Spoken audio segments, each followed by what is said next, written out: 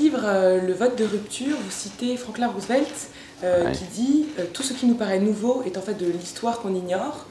Alors, est-ce que les thèmes de campagne de Nicolas Sarkozy en 2007 étaient vraiment en rupture avec le passé?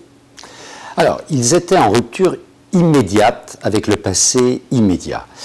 Il est vrai que sous le deuxième mandat du président Chirac, on pouvait avoir l'impression d'une présidence qui était une présidence qui gérait de loin les affaires du pays et de l'économie, qu'il n'y avait pas beaucoup de thèmes qui étaient mis à l'affichage. On avait l'impression d'une présidence parfois quelque peu épuisée. Et tout d'un coup, en 2006-2007, l'énergie revient, et revient du cœur même de la droite au travers de la candidature de Nicolas Sarkozy, qui va propulser au premier plan toute une série de thèmes auxquels la droite n'était plus habituée.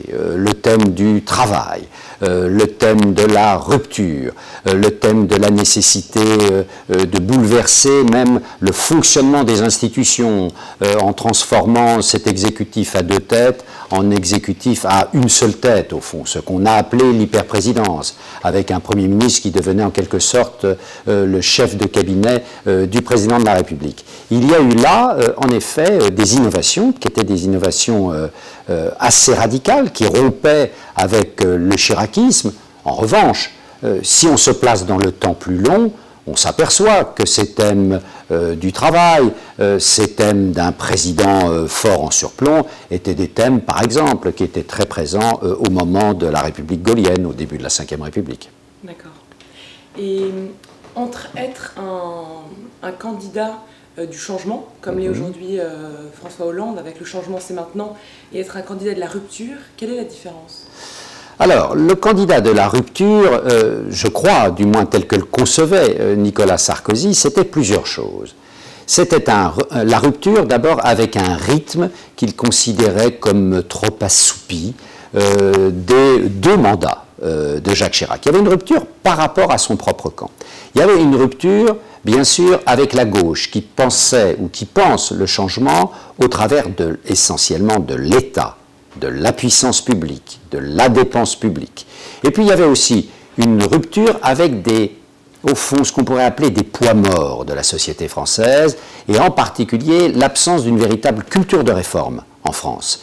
Et il y avait la volonté, certainement, de rompre avec tout ce que Nicolas Sarkozy, à tort ou à raison, considérait comme des passifs du cas français, l'héritage chiracien, une gauche trop axée vers l'État et l'absence d'une véritable culture de réforme en France.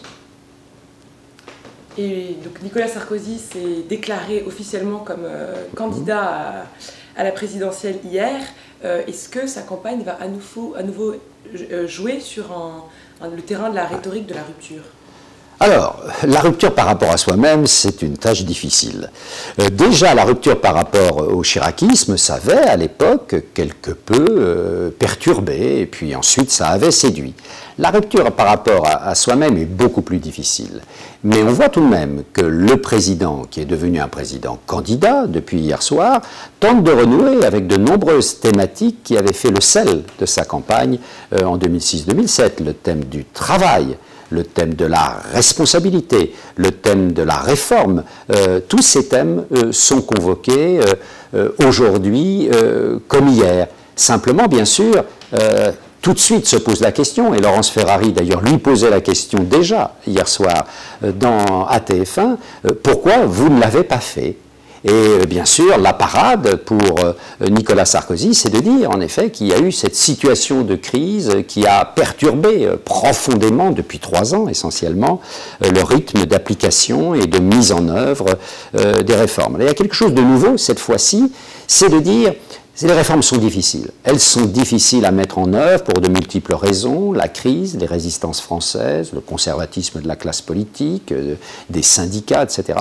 Mais Nicolas Sarkozy tente de trouver un nouveau moyen de contourner ces résistances, et cette fois-ci le peuple, d'où une idée qui n'était pas présente en 2006-2007, une nouvelle idée de rupture, c'est de donner la parole au peuple dès que le processus de réforme bloquera sous forme d'un référendum. Et selon vous, dernière question, remportera l'élection présidentielle en 2012.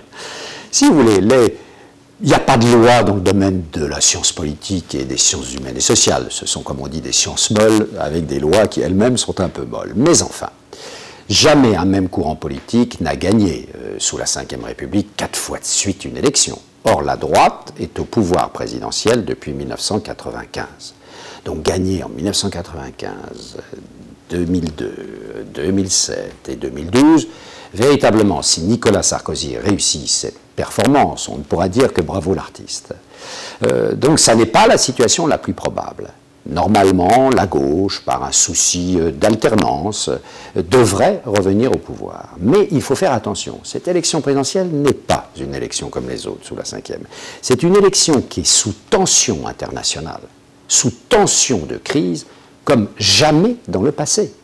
Et donc, la conjoncture internationale, l'effondrement de la Grèce, d'autres grandes perturbations de caractère économique ou social peuvent venir frapper de plein fouet la campagne électorale. Et à ce moment-là, Nicolas Sarkozy, qui est en fonction, dont on connaît, même ceux qui ne l'aiment pas, même ceux qui sont dans le camp opposé, reconnaissent ses qualités de gestionnaire de crise. À ce moment-là... Celles de Hollande aussi sont reconnues. Celles de Hollande aussi, mais moins, parce que bien sûr, il n'a pas été en fonction. Bien sûr, Nicolas Sarkozy est en fonction depuis 5 ans, il a été confronté à de nombreuses crises, et à chaque fois, il a montré une capacité à être un gestionnaire de crise.